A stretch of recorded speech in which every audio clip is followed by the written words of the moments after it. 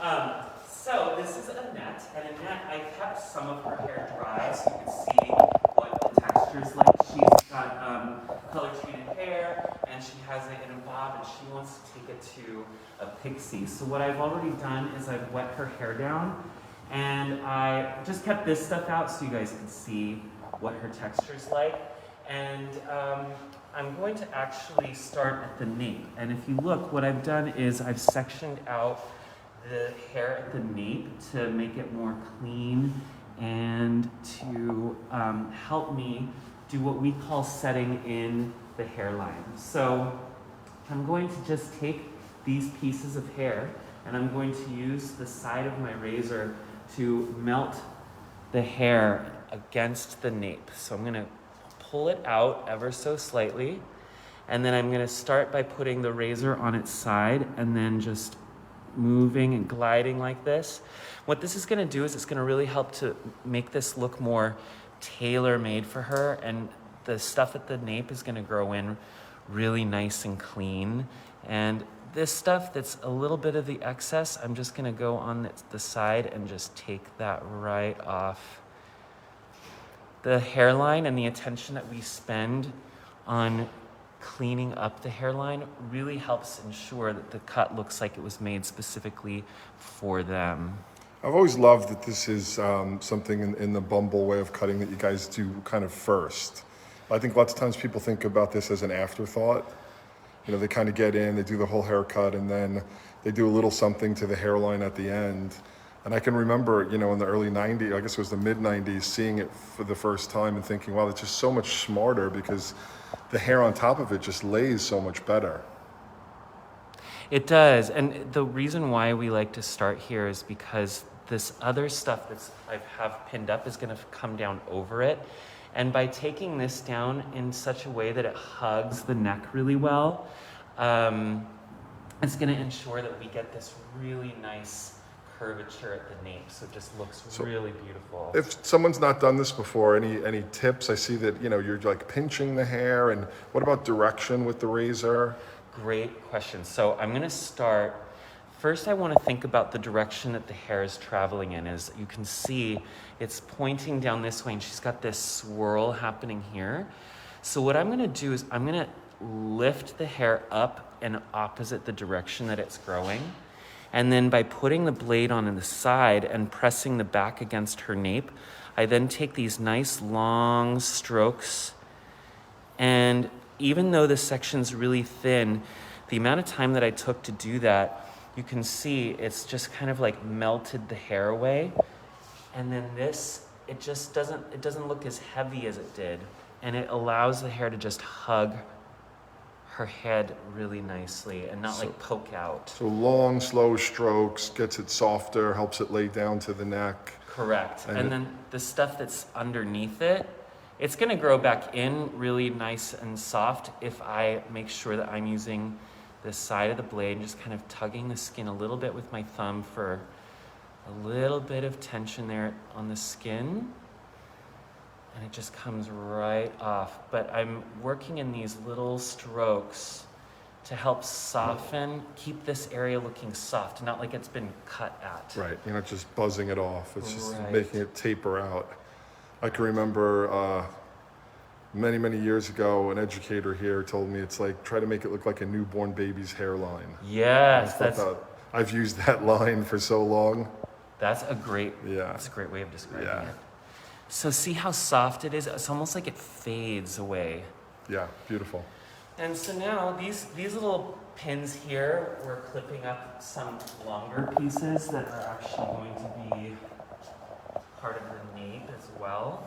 The reason why I pin them up is because they kind of move in a different direction than the hair that was underneath it. And so what I have to do is really pay attention to the growth patterns and how the hair is moving. And sometimes it's going to be in little bitty sections like this. So I'm lifting up and I'm looking at the root and seeing how there are hairs that just want to like go down a little bit more before they want to go up. See how when I pull the hair and let it just go where it wants to go, the hair is all kind of traveling into the center. Yeah, the direction of growth is just so important, especially when you want like a very natural effect with the razor. Exactly. You want to get that hair to like lay together and fuse together. We can try and tell the hair what to do, Yeah. what we want it to, but that's It's really only a never gonna temporary work. solution. Exactly. And it takes a real professional. So if you're just joining us, we are here at the House of Bumble. So happy to be here. It's been a while. I'll give you, this is the library. Those of you who've been here before will know, very amazing facility created for the culture and craft of hairdressing, and has literally had hundreds, if not thousands of students go through here since the past 15 years or so. And I'm just happy to be here with Christian, who's sharing the razor ethos here, and his beautiful model Annette having a big change. So be sure to say hello and ask questions. We did see some love coming in, just for that level of detailing. Our friend Milo Maximovich, Taylor Jameson, she's a big razor cutter, and she loves the clips that you're using there to hold up the hairline. Thank you. And then Kenneth Tham was wondering about the razor. Kenneth, it's a feather plie, but it was the Bumble Special Edition. I'll show you right here. Wood handle that is unfortunately no longer available. Even It's says a very Bumble. coveted item for the hairdresser, but they haven't made them in quite a while, unfortunately. But it's comparable. It is a feather plie. Okay, so I just want to show you what I've done next in terms of the nape. So I combed everything down, and then I really combed the hair in the direction that the root wants to travel. So you can see the hair is telling me how it wants to be sectioned. And I'm responding to that by just doing what the hair is asking me to do to help me set in that hairline a little bit better. So taking the hair, and this is curving in, so I'm gonna curve opposite the direction, and then cutting it with the flat of my blade. Now it just wants to, it's almost like I created a graduation that allows it to just set right into the nape. And this hair all wants to travel this way, but this hair wants to come in this way. It's kind of like merging together here. So I'm gonna split it apart, and I'm gonna comb this opposite the direction that it wants to travel, which is up and in. So I'm combing it down and away. And nice big strokes with the razor helps it to just lay right down. Now, I know you prepared the hair with product before. How important is that with razor cutting? What did you use? Yeah, I use BB Prep. Prep is a primer product, and I think we talk about products being just as important of a tool as, what we're cutting with. So because these products help us to create the results that we want to see. Sorry, these help us to create the looks that we want to see. Prep is a primer that helps to soften the hair, make it more moisturized and conditioned, and allows us to work with the hair while it's damp, but it doesn't weigh the hair down the way that water can. I know the other really popular product you could use for this is tonic. Yeah. Why choose Prep over tonic? I chose Prep over tonic because Prep is better for hair that's really soft. And though Annette has color-treated hair, her hair is very, very soft. So if I use tonic, it may weigh down too much. So I've got the neckline set in. And now what I'm gonna do is start doing the stuff just below the occipital. Did that answer your question about the prep, by the way? Absolutely. Okay. Thank you, Kenneth. Kenneth says he's definitely been inspired to razor due to hairbrained and Gerard Scarpese. Well, then you're in for a treat because we're here with the home of razor cutting, modern razor cutting. We're at BBU, and I'll be honest, that's where many years ago I got all my inspiration and learned so much about different ways of thinking about hair. We love scissor shear cutting with clippers. It's about the hairdresser and what they're doing, but embracing the razor, it just gives you a different language to speak with that hair. Yeah, and we're so happy to have you here, Gerard. So excited to be. Can't wait to do more.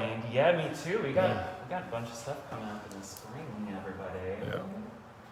Okay, so again, I'm paying attention to the fact that our hair wants to grow in and curl, and I'm gonna work with this and convince the hair to lay down and then come at a cute little curl like that. And then this is going to become more rounded to the head shape. So this is gonna become squared off with length at the bottom. This is gonna be rounded, and then I'm gonna move into the front. I'm gonna start in the center. Whoop, almost lost that comb. Some days I just drop combs all day. Isn't that funny how that happens? And some days don't drop anything ever. It's just once it starts though, it's like. Same thing with cutting yourself. I feel like Yeah. there's the days where I just continuously cut myself.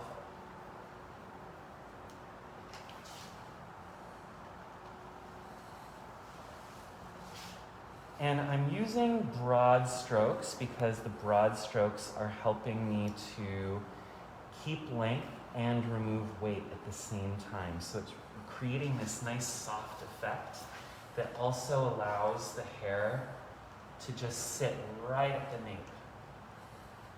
So just kind of vertical sections and angling your finger and then using a big, deep, broad stroke.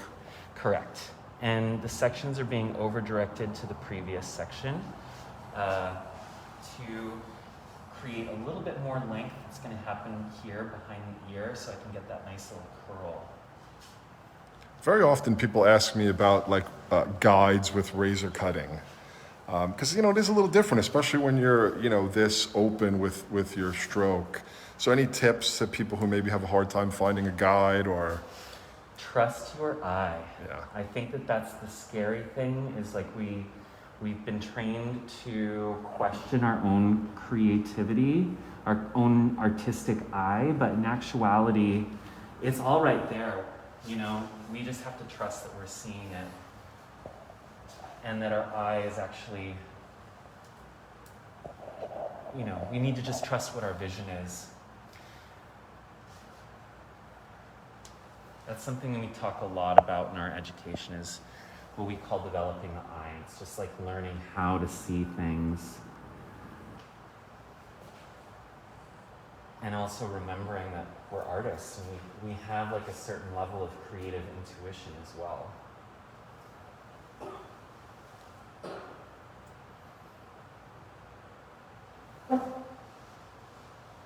Do you still believe that, it helps you to develop your eye by learning some of the like classic scissor cuts first? Absolutely. Yeah. I actually think that I didn't become really good at razor cutting until I took courses at Vidal Sassoon. Because Vidal Sassoon's courses really taught me how to work with the head shape and how to understand the way that hair falls and all of that. And then what Bumble's training did for me was open me up to becoming more creative and becoming more whimsical in my approach to hair cutting. I mean, there's a lot of formality to our approach as well, don't get me wrong, but there is something that's really fun and freeing about working with the razor.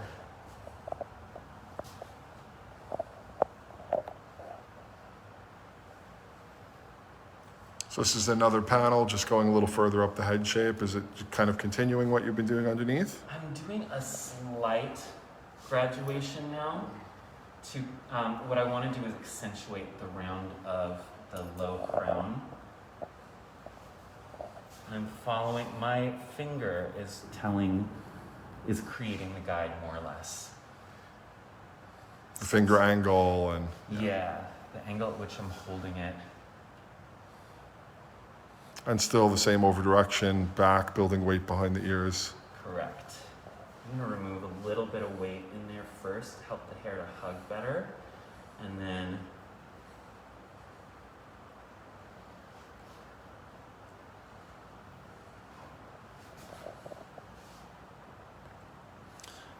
what about the thickness of the section? Is any tips there with razor cutting? Well, the fun thing about razor cutting is you can actually go a little thicker with your sections than you can with scissors because the razor cuts off a lot more hair than the scissor does, or can. So it really all depends on what kind of cut you're doing and what kind of hair texture and hair type and density you're working on. But typically, you can go a little bigger. Yeah. And the fun thing is that I'm creating, just to share, back here, I'm going to just take out a little bit of this corner here. So I'm changing my direction. And I'm just gonna make it slim, but then leave length so that everything kind of hugs in like that. So by taking out some of that weight, it allows that hair to push. Correct. Yeah, beautiful. You get this fun little boop, little curly cue action.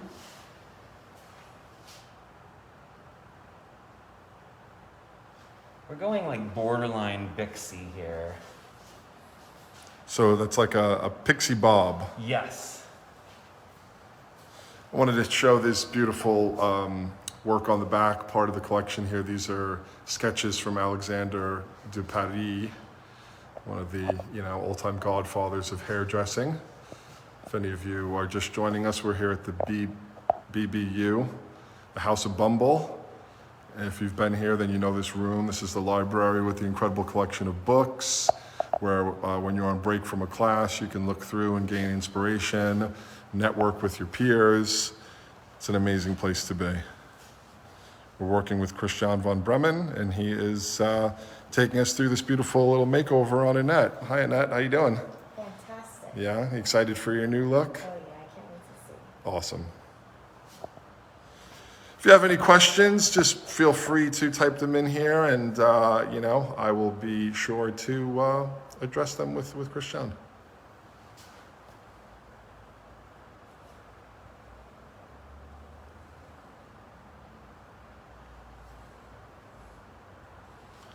Beautifully hugging into the head there. Ah, thank you. Now what I'm going to do is I'm going to take everything down from the crown.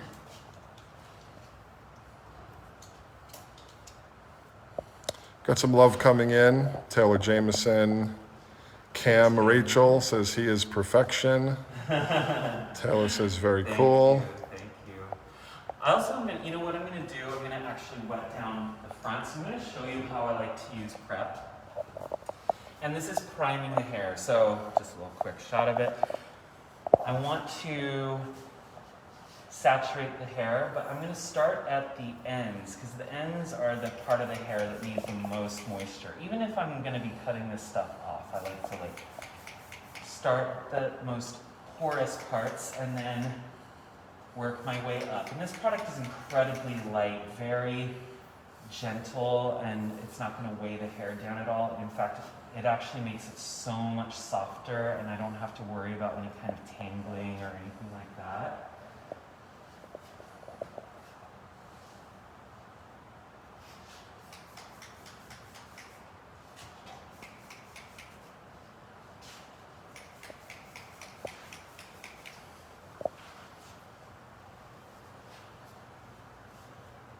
And I'm taking the time to really massage the product into the cuticle. And then I'm going to just start combing through it with a bigger tooth comb just to get rid of any tangles. And the reason why I'm doing this right now is my next step is actually I'm going to start working with paying attention to the way that the hair grows out of the head. I want to make sure that this haircut is effortless for her to style and that it looks good whether she's just rolled out of bed or whether she has blown it out and put product in it and is getting ready to go out for the evening.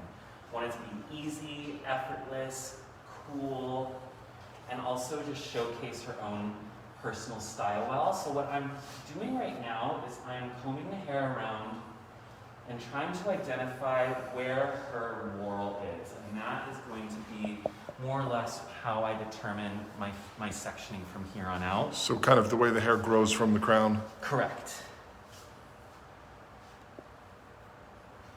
And that's helping me also see the stuff that wants to sit around the face, the stuff that wants to sit in front of the ear, and the stuff that's going to be at the crown. So I look to where the hair just wants to split itself off naturally. For instance, here, the hair really wants to just section itself off here pretty naturally. You can see I've got this really nice clean part that's going off to the hairline. So I'm going to match that over here. And this area is more or less going to become what would be known as the bang section, because this is going to be a shorter haircut. It's not necessarily going to be a bang. And then So it's kind of a triangle shape, pie shape from the Yeah. high point of the head from the whirl. Yeah. Cool. And then this area, the hair is kind of pointing forward, and it's just wanting to split here naturally. When you're combing the hair when it's damp in the direction that it wants to grow out of the head, it pretty much tells you how it wants to be sectioned, and then you respond to that. So by combing into that parting the hair created for me, I've now just gotten my section around the ear. So for those that are asking, the cutting lotion is prep. It's actually, it's not just for cutting. It's a primer for styling, helps to equalize the porosity and get that hair much more moldable. And it's a great kind of lubricant for the blade on the hair.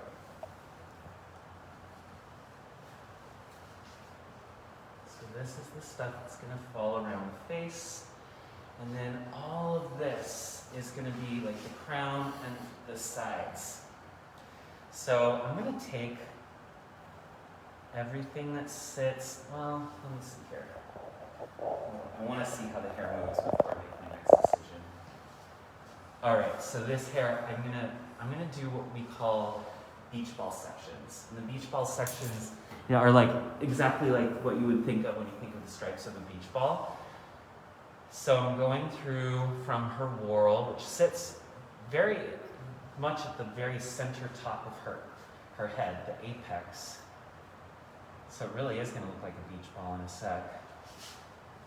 I'm just working around the head. So kind of pre-sectioning them all, pivoting off the crown. Correct. And the reason why I'm not using clips is the prep has really helped me to get the hold and what I need to help me with getting the sectioning. It's not weighing the hair down, so the hair's not like going to keep splitting or falling apart. And I'm just responding to what the head shape and the hair is telling me it wants to do.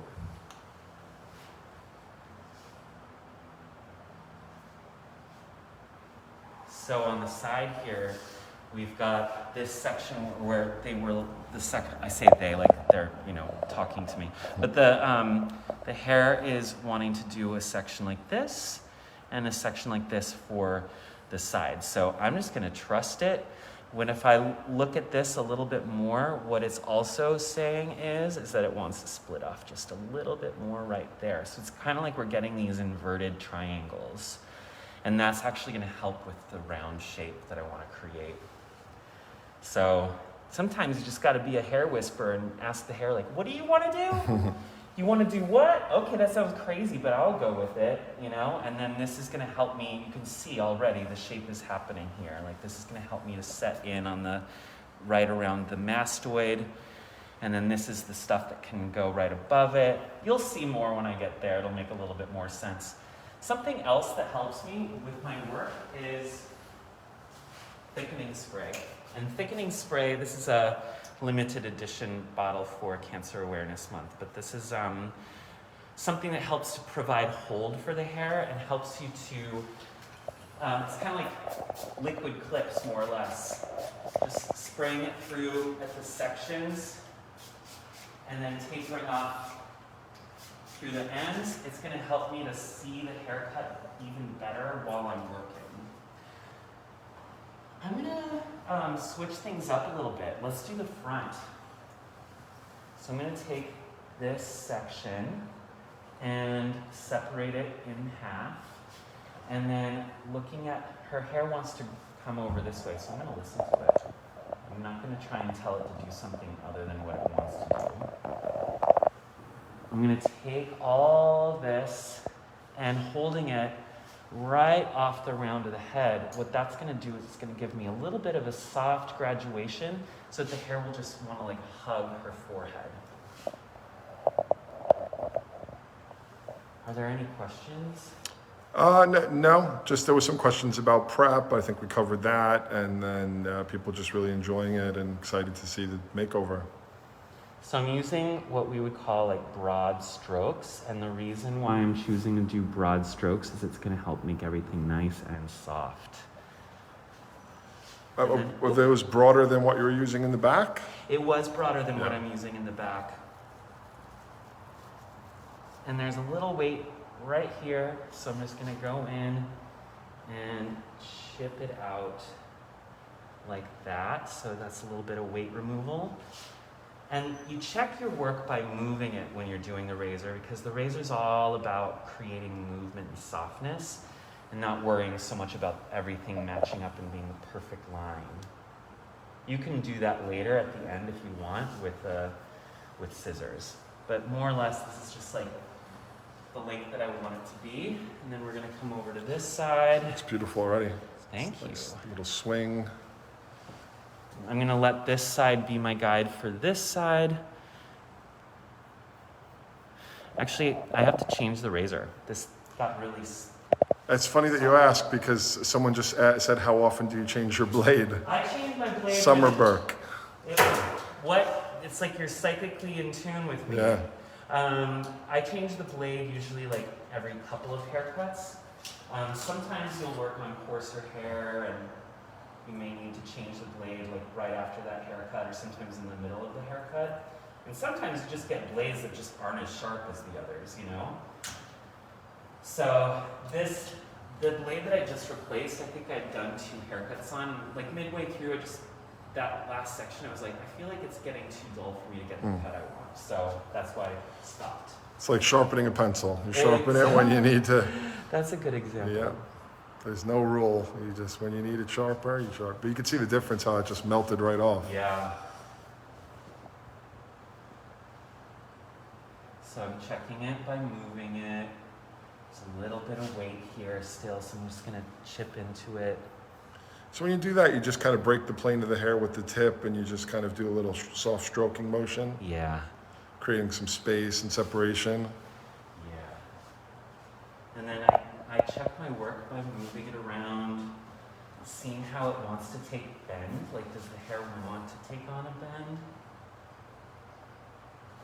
There's a question from Cam Raquel that I hear very often as well. So do you do like a scissor trim in between your razor cuts, or do you feel you can razor cut someone every time you cut their hair?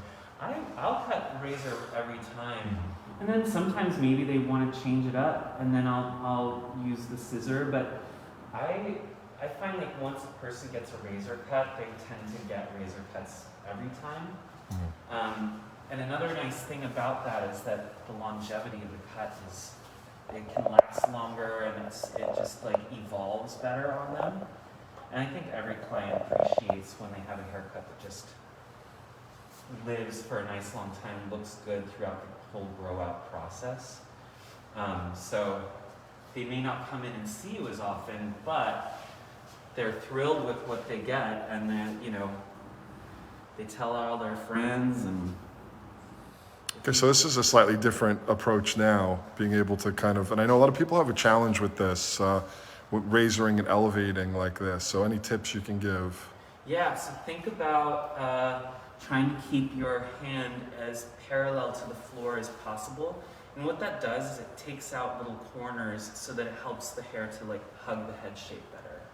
And it seems really intimidating and like you're doing something really crazy, and you may take off too much, but in actuality, when it all lays back down, it actually just looks more fluid and less, like even more, you're able to get even more movement.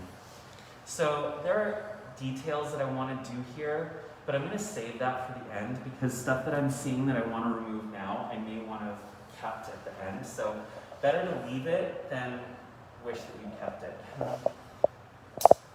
Okay, I'm just going to have you unhook this side. All right. So this is going to be face framing, and it's the hair is wanting to section itself off in the 2 sections. So I'm just following that and then combing it forward. Whoopsie. Sorry. I'm just gonna tuck this behind the ear.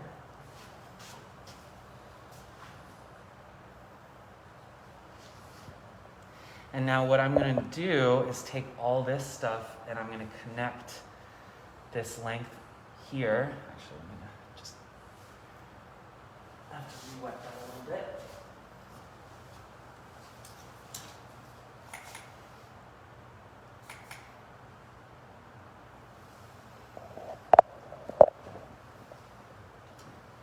Just going to take this and comb it all together, and then this is I'm gonna just blend this into the side here, and it's gonna hug her face really cute, but still a little too dry there before I cut. You need to make sure the hair is nice and damp when you're cutting with the razor. Otherwise, it could tug the hair too much and not give you as clean of a cut. But see how the hair is like, it really wants to curve like that. So I'm gonna play with that. Finley, the brand of razor that Bumble uses, and that, you know, the majority of people that love to razor cut use is feather. They make many different types of razors. This one's the feather plie. So this is for those who want to do unguarded razor cutting, although it does come with a guard that you can kind of slide over it if for whatever reason you want to do that. But if you get to that point where you want to work unguarded, the feather plie is the ultimate tool. So I've got this one area here that just sits right over the ear, and I want to work with this cute little Pixie moment, but what do you do with all this length?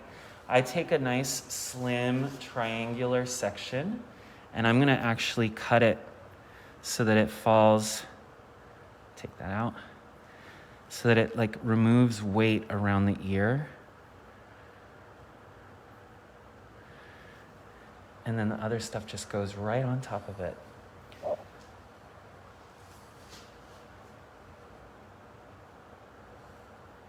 So after you kind of framed it, now you're dealing with the way the length falls over the ear. Yeah. Just customizing it.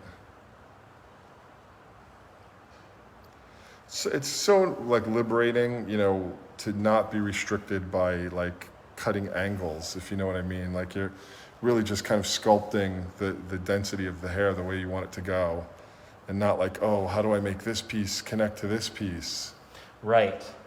It's more like by responding to where the hair lives naturally, you're just responding to where it wants to be.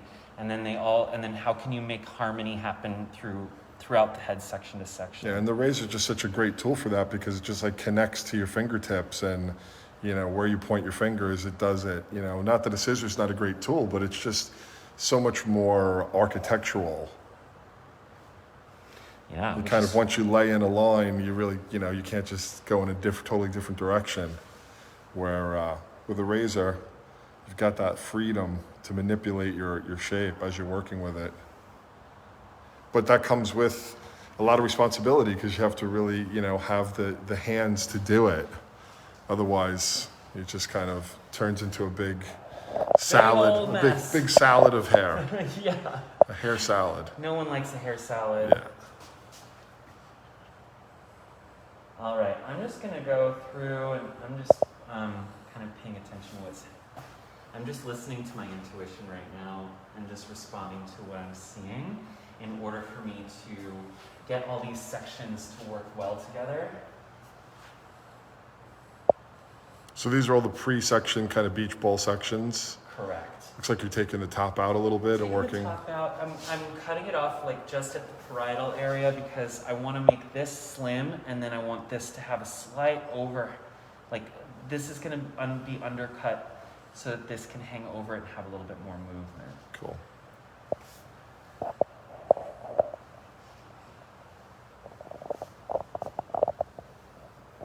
No, that's not a good shot. I was trying, you know. If you're just joining us, you can see we're in the library here at the House of Bumble in the Meatpacking District in New York City. Iconic place for the craft and commerce of hairdressing. I can remember the first times I came in here, probably over 15 years ago, closer to 20, I'm sure. It just really opened my eyes to so many things, you know, such a beautiful space. This is just the library. This is where, when you check in for classes and when you're on breaks, you can kind of hang out with your fellow hairdressers and look through this incredible library and some of these collection of wonderful art. And we're here with Christian von Bremen. He's one of the top educators here at Bumble, kind of leader of the global team. And this is beautiful model Annette getting this wonderful makeover. She looks amazing. Love this cut. Sending appreciation from Winnipeg. That's coming in from Lillian. Oh, thank you. I love Winnipeg.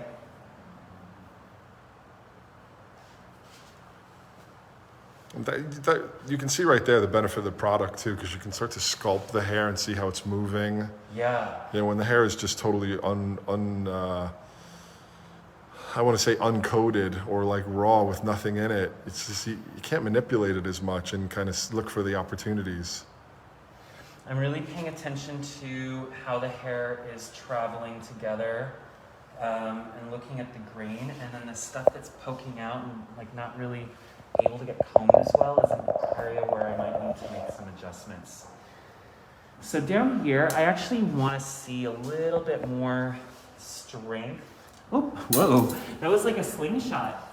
It's like I said, once you start throwing combs, it just keeps happening. I'm gonna just switch out to the shears because I want to play with strengthening this area just a bit.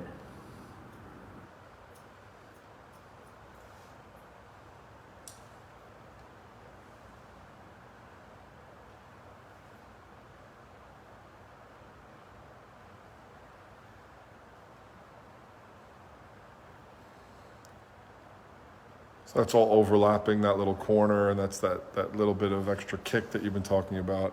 Yeah, I just want to, I feel like it's soft and it's doing what I want it to do, but there are areas where it's too soft and I really want to see a little bit more Definition. So that's working. Now I'm going to do around the face. How's it looking over here?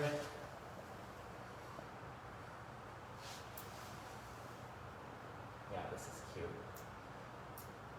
I'm going to keep that and maybe just get rid of that a little bit. I'm going to keep that and then save the rest for detail work at the end. All right.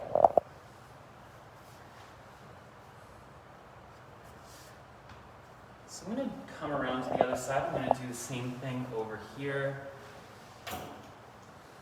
So you've got your beach ball sections in. It seems like you're just kind of like taking off the top and leaving that for later. Yeah. Just the top of the kind of pie-shaped beach ball shape. Yeah. And undercutting, leaner, closer to the head. And I'm just like, and like the best thing is that I've got that thickening spray in there, so it's going to help me to remember where those sections were if I happen to lose sight of it later. I'm just re-dampening a little bit with the prep.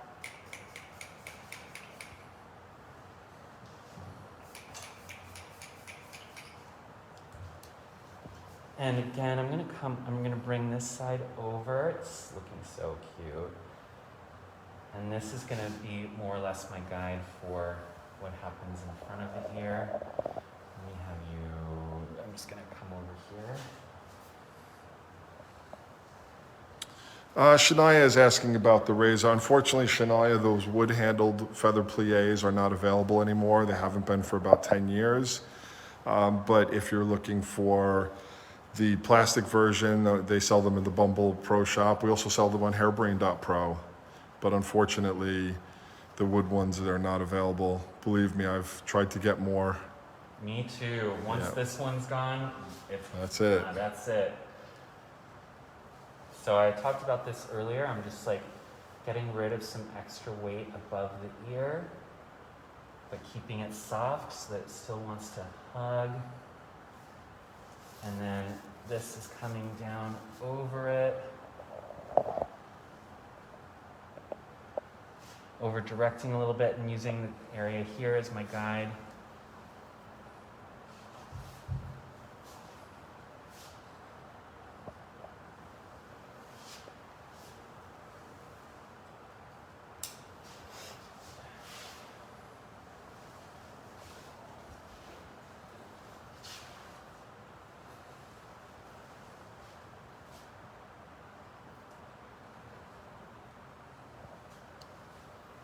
And now I'm going to go more vertical with this to square off the side. And see how everything just like hugs.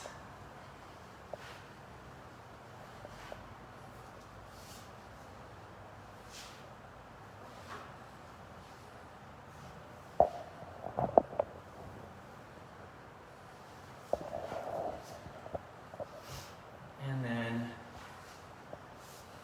I'm going to leave this stuff out, like on the other side. I'm going to save this top area for last.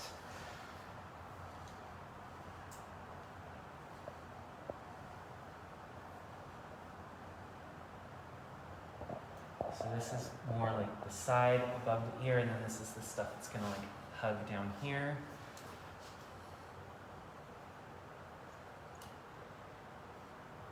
Shayna is just asking about the thickening spray. Why was that something that you chose to use? I use thickening because it's helping to add a little bit of hold to the hair while I'm cutting. So it's almost like I said earlier, it's like spray and clips. So it's like it's helping me to hold the hair and give it what the structure that I need while I'm cutting, so I don't have to rely on clips to keep the hair out of my way. And then later, it helps with the style. So however I choose to style the hair at the end, the thickening spray is going to help it to hold and have even better stylability. But I'm re-dampening it with prep right now.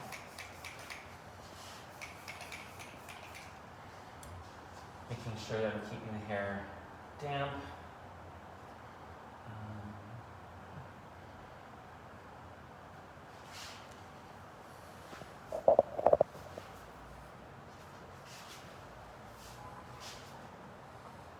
So all this is still part of the shorter underneath? Yeah. I'm just, right now what I'm thinking about is keeping it like slim here, but long enough here that it can hug her nape nicely. So let's take a look at how everything's working together.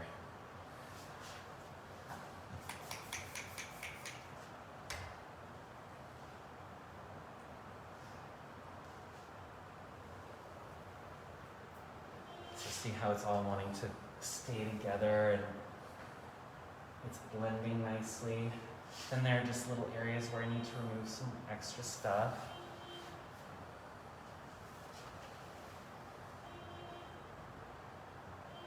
So I'm going to switch to the scissor really quick to strengthen this hair here.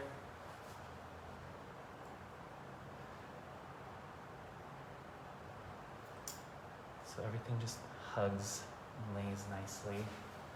And then coming forward, it's got this nice bend happening. So this is how I check my work. I just check to see how it's moving, how it's fitting the head. I want to strengthen this up just a little bit. That's the thing with great razor cutting. It's about moving it. So being able to push it all forward, push it all back. Instead of combing it constantly straight down into like one position, it's like seeing how it moves and what you see as it swings around the head.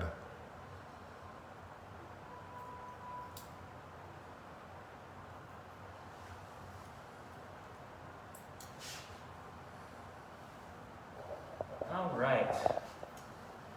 Now I'm just going to take everything down and I'm going to start doing the same thing that I just was doing with the beach ball sections, but I'm just going to do it with the intent of wanting to create roundness.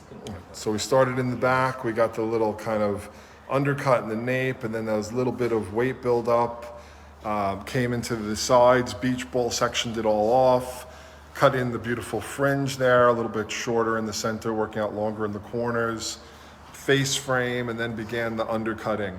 So a lot has happened quickly. Yes. And the hair is still remembering how I combed it before because of that thickening spray.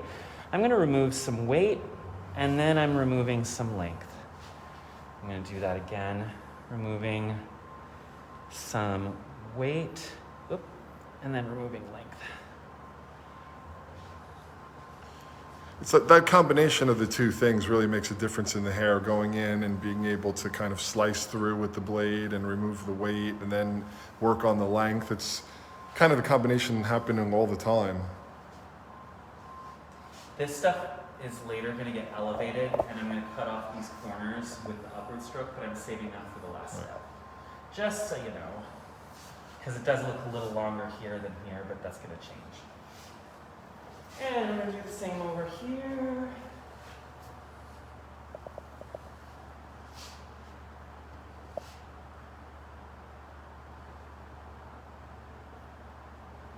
She doesn't have as much weight on this side as she does on the other, so I'm not going to be likely removing as much weight as you saw me do on the other side.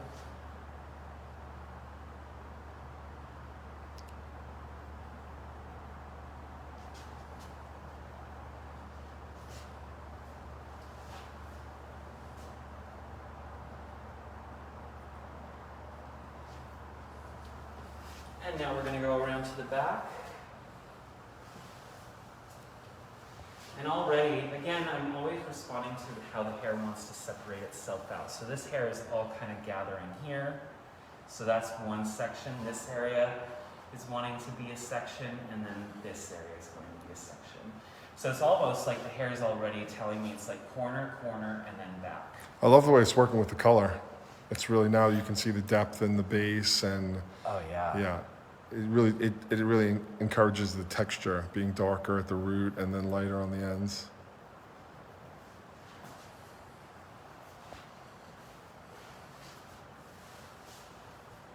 Fascinated work, says Lisa Coleman. I think it's so different for people very often to see such kind of intuitive work, where maybe we learn like some basic shapes and we always put that shape in, and then after the shape's in, we kind of maybe do a little bit of pointing and slicing to it to customize it. But to see the whole thing be kind of just so much more loose and intuitive is, I think, very often eye-opening for people. Yeah.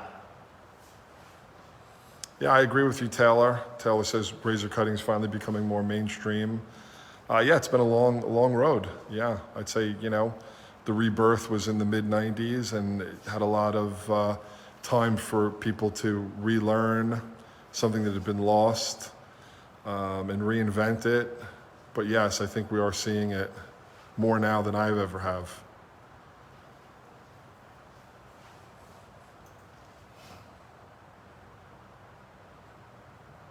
Obviously, I think a lot of that has to do with Bumble's contribution in the past few decades to the craft. We see a lot of people out there, myself included, that went through different programs with Bumble to kind of help us become the hairdressers we are today.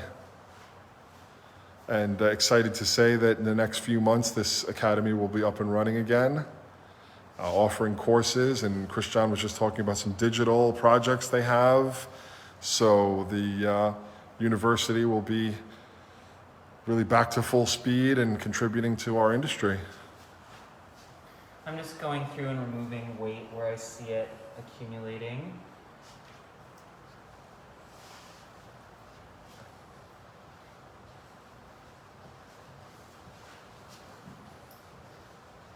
There's one little piece here that I missed. There it is.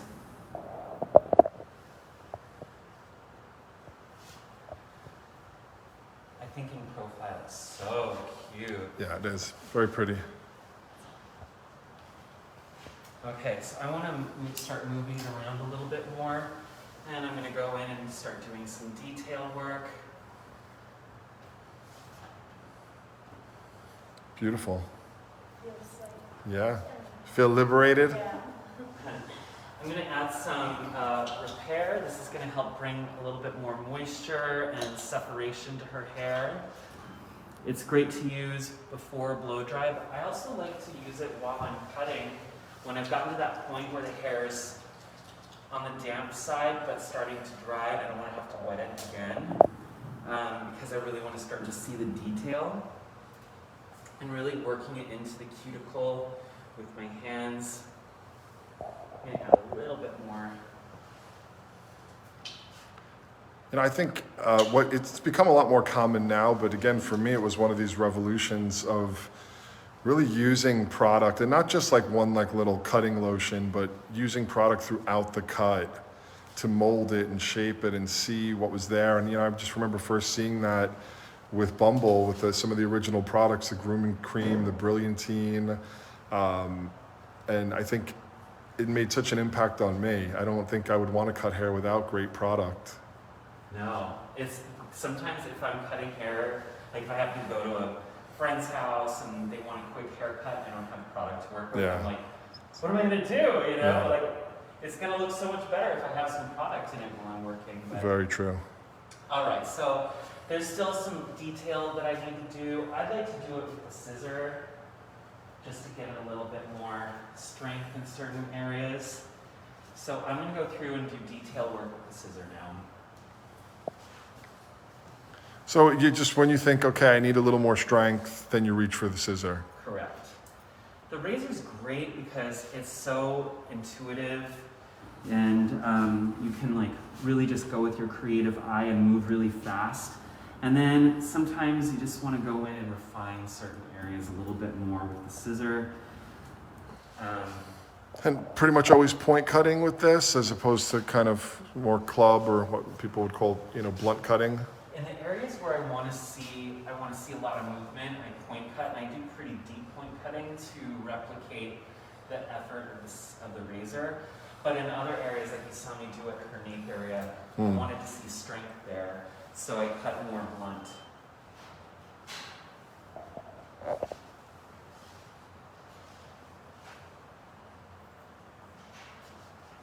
How are we on time? It's 10:53, so we're right on schedule. Great, almost there, guys.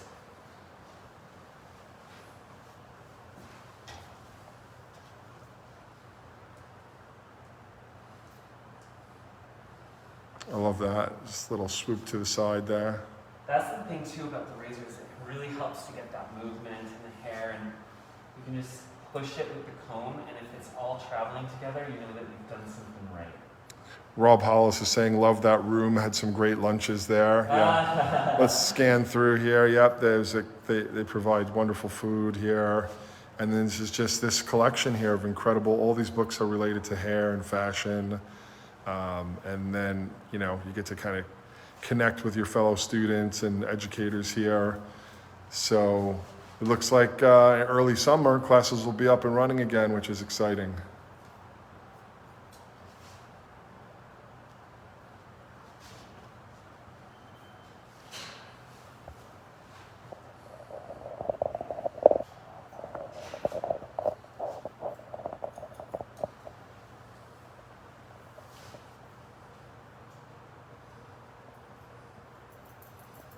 I'm doing a little bit of what we call slide, it's like slide cutting, but we also say like talking the scissors down the hair to create weight removal.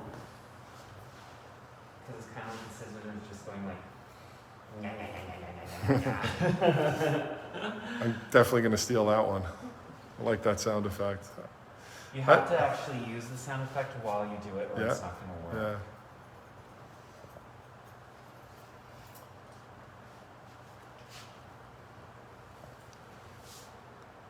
I'm going to save that for the end with the razor.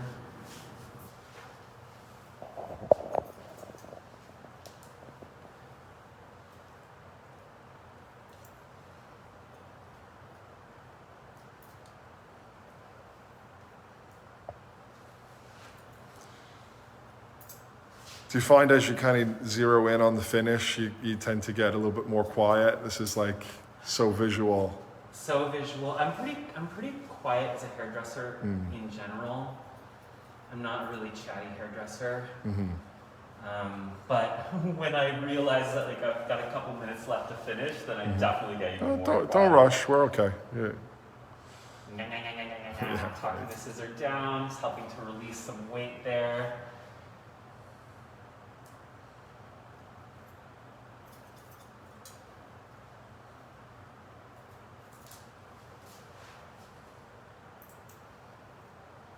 just gonna push that down. Don't cut the mask off.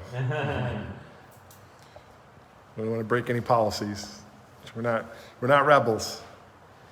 Well, I am, but just not when it comes to this. Yeah.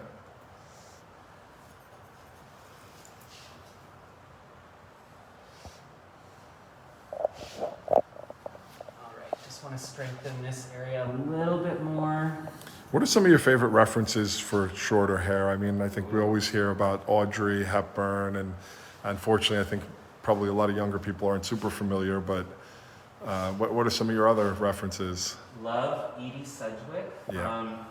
She's one of Andy Warhol's muses. Twiggy, one of the first supermodels of the world, Twiggy from the 1960s. I think women in the 60s had such great short haircuts. And then also, I love looking at like the Riot Girls of the 1990s with their short hair, especially with this rootiness. I'm getting a little Riot Girl energy. If she Right. put some barrettes in her hair, she's there. Yeah. Yeah, Justine Frischman from the band Elastica. Oh yeah. Great band. What else? I love, actually my friend did this haircut. Greta Gerwig's hair in the movie 20th Century Women is like one of my favorite haircuts of all time. I haven't seen that. I'll have to check it out. Oh, so good. Actually, it's a really phenomenal film. Let me have you tuck down. And I'm just gonna cut that nice and blunt and then see how that looks.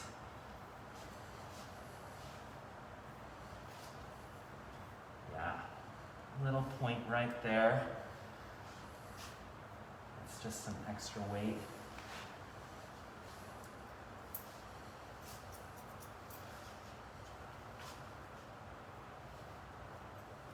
And that's gonna look better if I use the razor.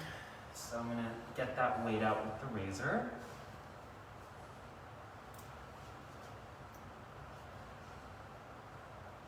What made you like make that determination? I know it's intuitive, but there's got to be some like determining factor where you're like, Because well, the reason is because there's so much texture and softness there that if I went too blunt or used the scissor, even if I took the weight out, it's still gonna sit differently there than if I used the razor. So just a little more fine tuning here. It's all about just like the time that you take to look at the detail and see where the hair is wanting to change and where the hair is moving and where it's not moving. And where it's not moving is usually an indication where you need to remove weight. So now this is the pièce de résistance, the finishing touch. I'm going to take this hair and I'm going to use the razor to remove weight and the corner so I get a little bit more roundness and movement at the crown. Cute.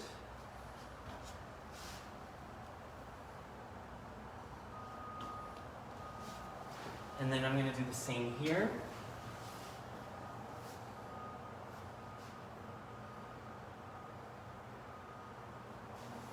And the same here. Taking these corners off. And keeping my hand parallel to the floor.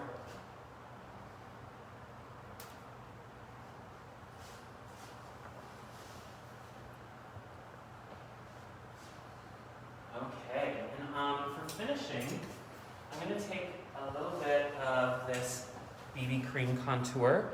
It's going to add fullness to her hair and texture and separation, but it's not going to weigh it down. It was actually made for people with fine hair that want to see a lot of volume and separation, but are afraid to put any kind of oils in their hair. are a lot of the products still kind of tested on runways and backstage? I remember that was kind of, a lot of the inspiration was how do we get this perform? How do we get it to perform for runway work? Well, then it's going to be fantastic for the salon. Exactly. We let the stylists in the salon play with the product and give their feedback. And then we have people that actually work in our corporate offices will try the products, and so people will get a sample and then get to take it home with them and try it and see what they think. And oh, you can hook your thing back on. I'm sorry. It's amazing what that product did. It just put that moisture and it's transformed your texture, brought out wave. Yeah. I love when one little thing just kind of changes everything. Yeah, it really actually. I haven't tried that one before. I'll have to add that to the list. It's good stuff. I love this product, especially on shorter haircuts and bobs.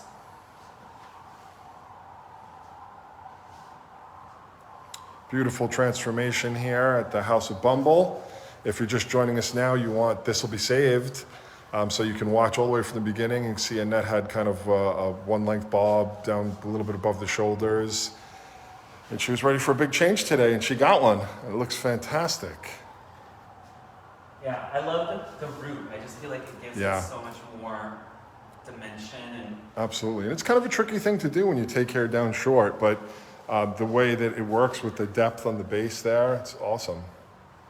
I like that it's just hugging the nape really nicely. I'm going to do a little bit of detail work once we're done, but for the most part, this is the look.